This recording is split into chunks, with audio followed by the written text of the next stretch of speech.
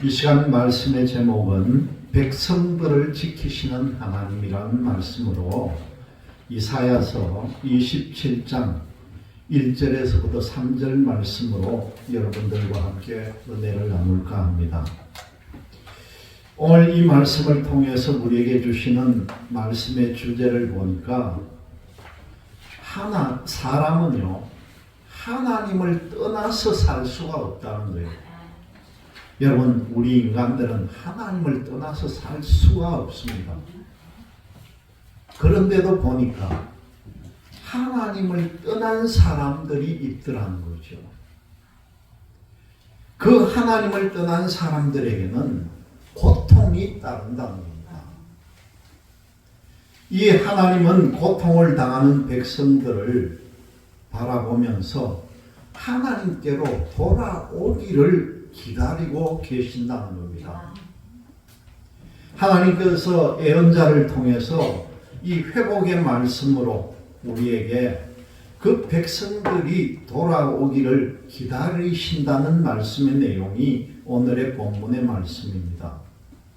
오늘 말씀의 논지를 보니까 하나님께서는 이사야 선지자를 통해서 하나님의 백성들에게 회복을 선언하고 계신다는 겁니다. 첫 번째 보니까 백성들을 보호하시는 하나님, 그리고 두 번째는 백성들을 용서하시는 하나님, 세 번째는 죄인들을 징계하시는 하나님, 마지막 네 번째는 보니까 백성들을 잡아주시는 하나님에 대한 말씀의 내용이 오늘의 본문의 말씀입니다. 여러분, 오늘은 12월 1일이고 또 이번 12월 달은 보니까 양력과 음력이 똑같이 가고 있더라고요. 12월 1일인데 음력으로는 11월 1일입니다. 그런데 오늘은 12월 1일이면서 예수님의 오심을 기다리는 대림절 첫째 주일이 됩니다. 대림절이 뭡니까, 여러분? 예수님을 기다리는 절기라는 거죠. 대림이라는 것은 한문으로 그렇게 써서 그런데 내려오시는 걸 기다리는 절기다, 그렇게 표현합니다. 여러분, 예수님께서 우리에게 오신 것은요 얼마나 우리에게 큰 은혜인지 모릅니다. 하나님께서 계획하신 은혜가 있는데 우리를 향한 하나님의 구원하심은 궁극적이고 완성되는 은혜라는 겁니다. 이 모든 은혜를 성취하기 위해서 예수님께서 이 땅에 오셨다는 것이죠. 여러분, 하나님은요 사람을 지으실 때부터 우리에게 얼마나 큰 은혜를 주셨는지 모릅니다. 세상 천지 창조를 다 이루시고 창세기 말씀을 통해 보면은 하루하루 이 세상의 모든 피조물들을 다 만들고 마지막으로 사람을 창조하셨는데 사람에게 하나님께서 생기를 코로 불어넣어줬다는 거예요. 생기를. 그 생기를 코로 불어넣어주니까 그때부터 사람은 생명이 됐다는 겁니다. 여러분, 하나님께서 우리에게 주신 이 은혜가 얼마나 큰지 여러분들은 못 느끼고 살잖아요. 우리 사람만이 지혜롭게 생각할 수가 있고 하나님을 공경할 수가 있고 하나님과 더불어 살기 위한 존재로 만들었으니까 이 세상 어느 동물이 하나님 앞에 기도합니까? 사람밖에 못하는 거예요. 이게 우리는 은혜인 줄 모르고 살고 있는 것이죠. 하나님께서 이렇게 우리 인간을 지으실 때부터 사람들에게는 특별한 은혜를 주셨다는 걸 믿으시기를 바랍니다. 그런데 그 사람들이 하나님의 은혜를 잊고 살았다는 거죠. 사람들이 하나님 없이도 잘 산다고 착각하고는 하나님을 떠나버렸다는 겁니다. 하나님을 떠난 직후에 자기들이 실제로 잘 사는 것처럼 보였습니다. 세상에 온갖 좋은 것들을 다 누릴 수 있으니까 잘 사는 것처럼 보였겠죠.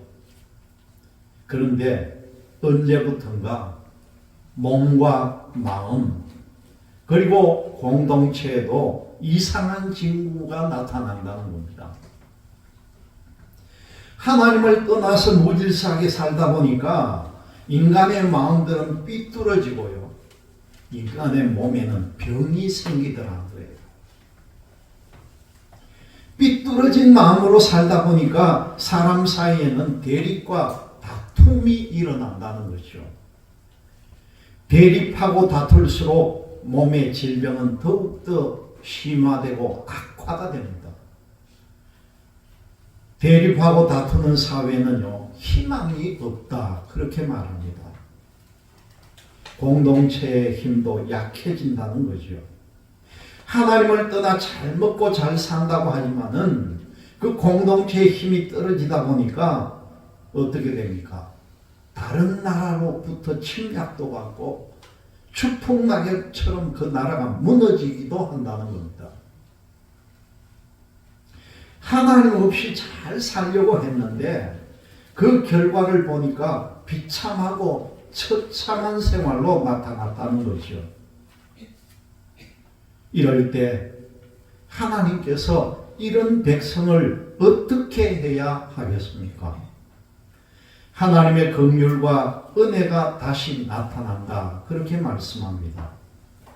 하나님은 백성들을 향해서 회복의 소망을 주시고자 이사야 선지자를 통해서 우리에게 말씀을 들려줍니다.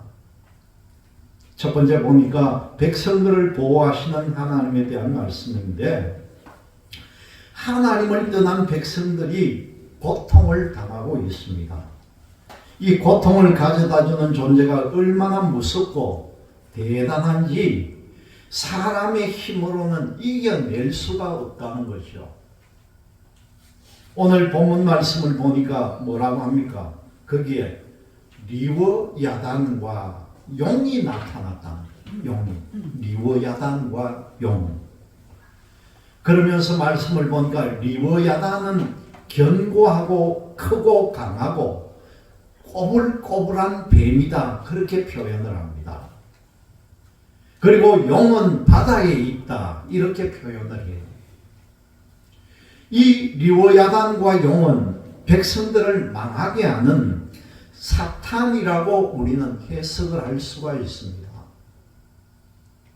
리워야단과 용은 하나님의 백성들을 유혹하고 이 사람들을 시험에서 노예로 삼아버리며 사망에 이르게 하는 일종의 상징적인 동물이다. 그렇게 해석을 합니다. 그런데 저는 우리 이 계시록을 하는 수요일 회개 새신 기도회를 통해서 참석하는 분들은 분명하게 알고 있을 거예요. 용을 상징적인 동물로 보지 말아라는 거예요. 이 세상 사람들이 용이라고 생각하면 여러분 뭘 생각합니까? 사슴뿔이 달려있고 주둥이가 긴 그 입에는 여의주가 달려있는 그런 상상의 동물로 생각하는 거예요. 그거는 상상의 동물 그걸로 끝나는 거예요. 우리 믿음의 사람들은요. 이 성경에 나오는 용이 하나님이 성경에다가 용이 있고 용과 전투를 하고 용을 봤다고 하면 그대로 믿으시기를 바랍니다. 용을 왜 못 믿어요? 제가 나중에 이 용을 본 사람을 직접 소개를 하려고 하는데 같이 모여야 이걸 상세하게 말씀을 드리지. 저는 직접 이 용을 봤다는 분 우리 할아버지가 되는데 상세하게 본인의 감정 우리 할아버지는 예수를 안 믿었기 때문에 그 경험을 이야기한 거고 저는 예수를 믿기 때문에 그분의 감정을 들은 거예요. 이 내용에 그래서 상세하게 저에게 그대로 얘기합니다. 용을 봤다는 거예요. 상징적인 동물이라고 생각하면 안 돼요. 용은. 이거 어디에 나옵니까 여러분? 계시록에도 보면요, 용을 잡았더니만은 그게 그 용이 아니고 뭐라고 했습니까 그때? 앱뱀이라 했잖아요. 앱뱀. 앱뱀이 뭐라고 했습니까 여러분? 창세기에 하와를 유혹하던 앱뱀은요, 우리가 알고 있는 기어다니는 고불고불한 뱀이 아니에요. 걸어다니는 짐승이라고 여러분 봐야 됩니다. 그러니까 상상의 뱀을 생각하면 안 돼요. 그 용을 잡았더니만은 앱뱀이더라. 그 앱뱀이 뭐냐고 보니 하와를 꼬실 때는 하와하고 대화를 하던 뱀이에요. 진짜 미보고 저 생명나무 과일을 먹지 마라 하더냐.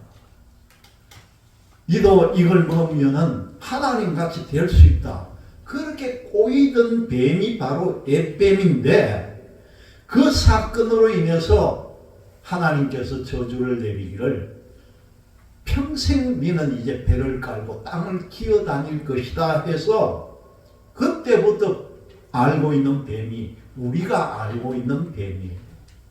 그 전에 앱뱀이라고 하는 건 사람하고 대화를 하던 걸어 다니던 뱀으로 여러분들 기억하시기를 바랍니다.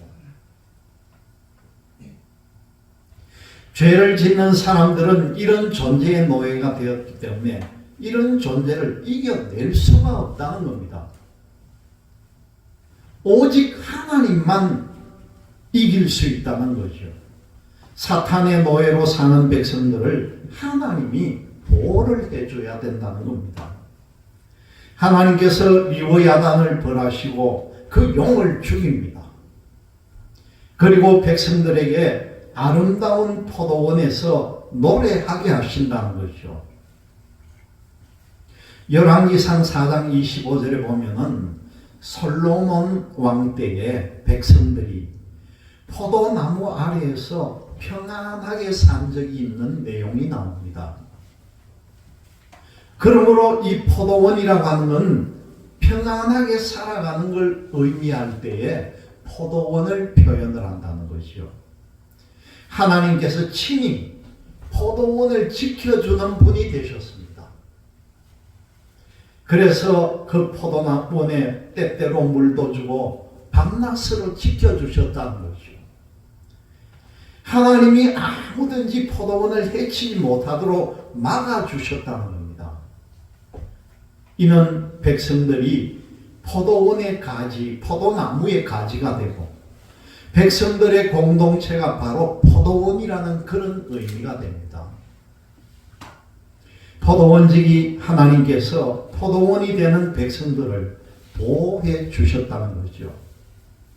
요한복음 15장 1절을 보면요, 예수님께서 뭐라고 합니까?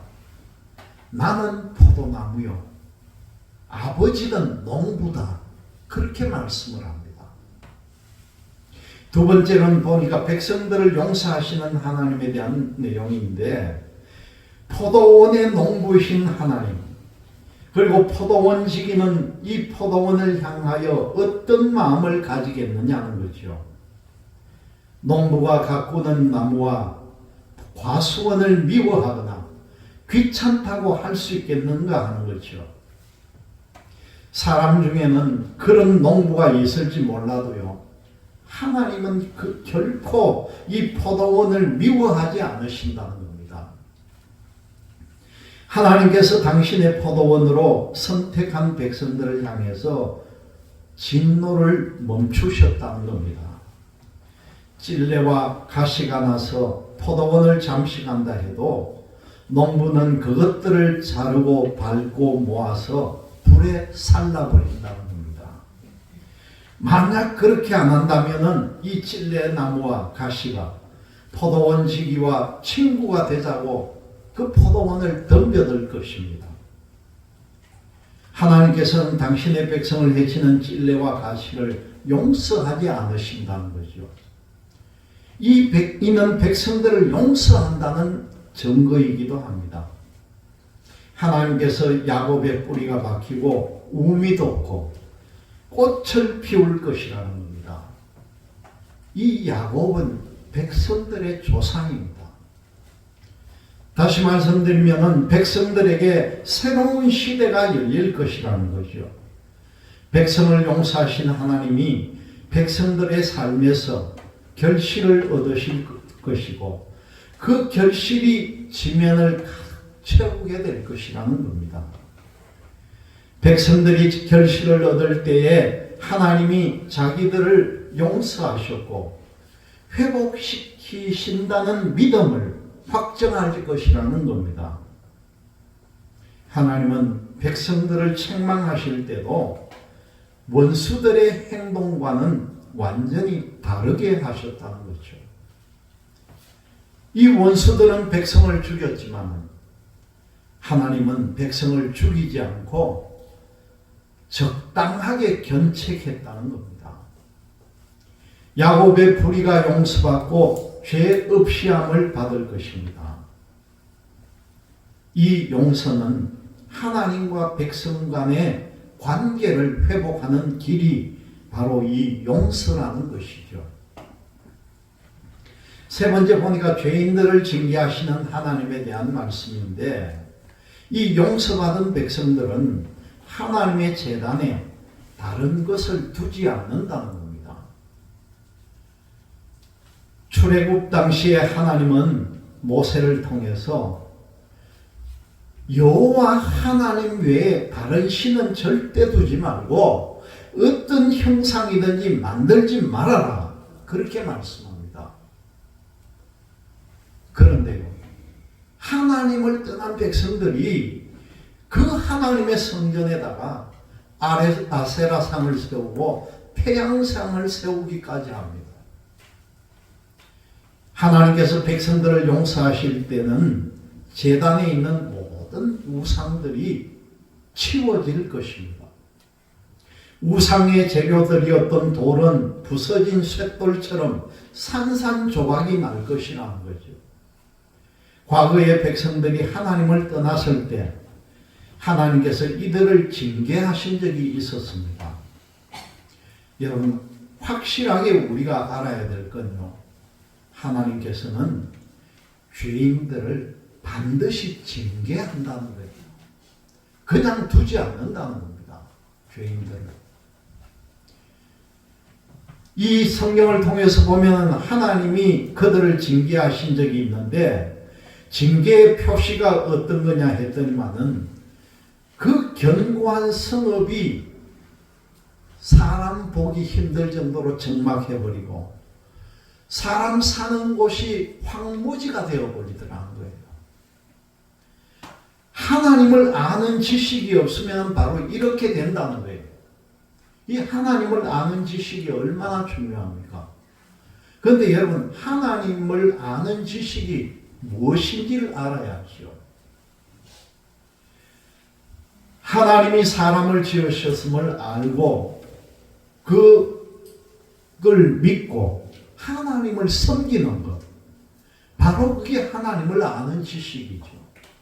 다른 게 아니에요.